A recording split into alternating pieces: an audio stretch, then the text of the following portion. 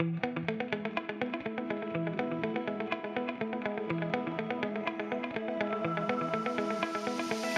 are at the BlueOrchard Impact Summit, and a long day full of insightful discussions is soon coming to an end. Beforehand, however, I have the pleasure to welcome Dr. Mehreen Afzal. Mehreen, welcome. Thank you so much for your time, for joining us.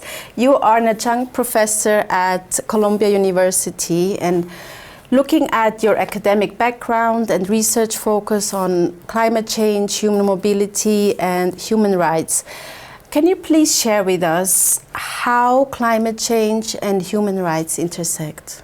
First of all, thank you so much for the invitation. Thank you for having me here for the interview. I've had an incredible time, and I so appreciate having this in-depth interview with you. Many ways is my short answer. I think the big question is, and the moment the world is grappling with this big question, is whether climate change or the adverse effects of it can be a breach of international human rights. That question is being litigated through national courts. Something interesting happened in this country not long ago with the European Court of Human Rights, where mitigation is being looked at as a potential breach of the right to life. So there are advancements, but I think there are bigger implications if we say that. There are many other ways in which climate change affects or impacts human rights. Climate change in itself impacts all of the sectors of our life. Everything that we do, live, breathe, eat. So right to life is one, but of course water, sanitation, housing, etc., all of these issues. Climate change is a human rights issue. And so I try and untangle that in the way that I teach it, the way that I think about it. It wouldn't be such a complicated question to answer if it didn't have bigger implications. Because if we start saying climate change is in fact impacting and breaching human rights, what are we saying in terms of additional obligations? Is climate change creating more protection needs if you move across borders? And that comes into the area that I've spent much of my life thinking about. You've just alluded to it when discussing human mobility or migration. What are some of the most effective ways for the global community to respond, given that it's a topic that transcends borders? Well, you just said it. It's a topic that transcends borders. That is a place that's quite uncomfortable for many people to sit, and for obvious reasons. So, in many ways, the way of framing this question can be either, let's advance the international refugee law framework, but there is reticence to do that, because what does it really mean about permanency of protection? Are we creating a surrogate or new form of protection for people fleeing climate change only? And then knowing full well that they will not return back to their countries of origin, or at least many of them won't, because they can't, because land is no longer habitable. So there's that question. Of course, there are inroads made in that space. I'm not saying it's a closed door, but it's not as open as one would imagine the easy solution would be. There are also greater questions about whether human mobility is something that can be understood because of the difficulty in knowing the numbers.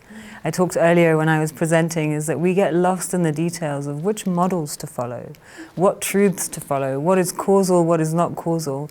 And so finding solutions sometimes gets stuck there because you're looking for the truths before you take or make difficult decisions. Now, from your experience, has there been an increase in interest or more students joining your courses? And are there any key topics that keep coming up on a regular basis? So I will say that at this stage of my career, I love teaching. I love teaching these students because they have so much drive and conviction to change the world, and they really want to understand what the most pressing crisis of our time needs from them. Their interest is, why can't we do it better? Why is it so complicated? What are the sticking points? And what I try and teach them is not only the theory that I know and the sort of legal frameworks that I understand and the challenges there, but also how to do it, how to move in those spaces, what intentions to set. So it's not just so much the thinking piece, but it's the vision piece that I'm trying to teach them. And it's super fun to see how the seeds are being planted, as they are the ones that are going to be on the front lines of making the change. I might no longer be working by that time. I'm sure you still will be, but anyway. I've mentioned it before, the day is soon coming to an end. Can you share with us your main takeaways from today's session and where do we need to do better? So I was delighted to be invited, partly because I really believe in bridging worlds. And for me, what I was doing within the walls of my previous job within the United Nations and what I'm doing as part of Columbia is to see how to find that language to bridge those worlds.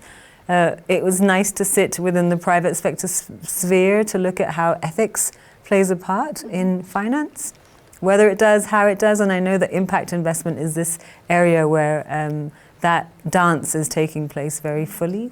And so for me, it was really great just to see how we're speaking the same language and sometimes we're speaking across purposes. We want the same thing, but we get stuck in different parts. What I think we could do better, and of course you can always do better, is getting more diverse voices, getting more contentious voices, really challenging the powers that be to look at the systems in place and say, and if you thought differently, what would it look like? And if you stepped out of your comfort zone, what could you do? And if we really put the human being at the center of our concern, how do we drive that issue forward? And what needs to change with the system? So of course, there's always more. Yeah. But it was a super interesting and really enlightening and inspiring summit to be part of. Thank you again. Fantastic. I'm really happy to hear that, Mehreen. Thank you so much again for your time, and thank you for watching.